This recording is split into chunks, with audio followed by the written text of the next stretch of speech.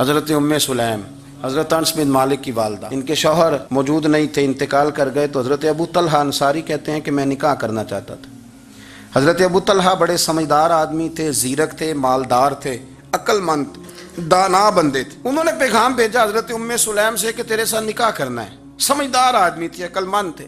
حضرت ام سلیم کہنے لگی کہ آپ نے پیغام نکاح بھیجا ہے تو آپ جتنے وزادار اور شریف آدمی، آپ کا پیغام نکاح رد نہیں کیا جا سکتا، پر میری نکاح کی شرطیں بڑی سخت ہیں۔ انہوں نے کہا وہ کیا؟ کہنے لگی میرا حق مہر بڑا مہنگا ہے، اگر آپ میرا حق مہر ادا کریں تو وہ میں آپ سے نکاح کر لیتی ہوں۔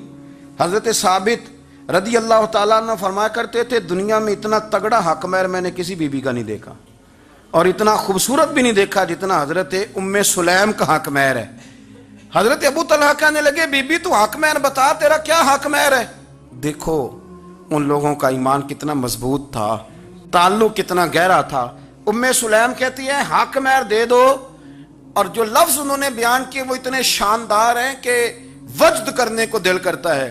فرمانے لگی بس حق مہر لوں گی، اس کے بعد کسی چیز کا سوال نہیں کروں گی، ساری زندگی خرچہ نہیں مانگوں گی، روٹی پانی کپڑا جو دو گے پہن لوں گی، پر ایک حق مہر وہ اگر دیتے ہو تو میں نکاح کر لیتی ہوں، اس کے علاوہ سوال کوئی نہیں۔ حضرت ابو طلحہ کہنے لگے بی بی بتا تو صحیح حق مہر کیا، تو رو پڑی۔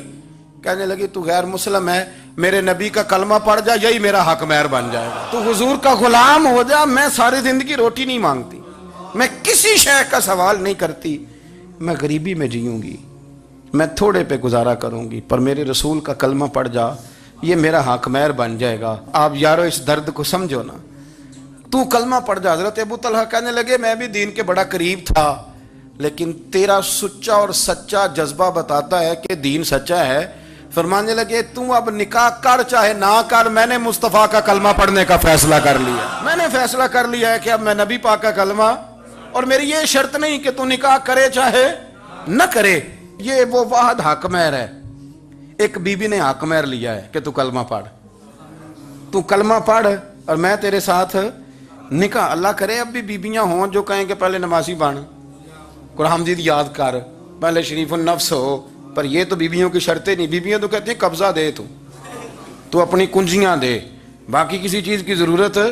میرے رسول کریم علیہ السلام کے غلاموں کی دین کے ساتھ جو کمٹمنٹ ہے، دین کے ساتھ ان کا جو گہرا مضبوط ربط ہے، اس ربط کا انداز یہ ہے کہ عورتیں بھی کہتی ہیں کہ آپ کلمہ پڑھ جائیں، ہمارا حق مہر ہو گیا۔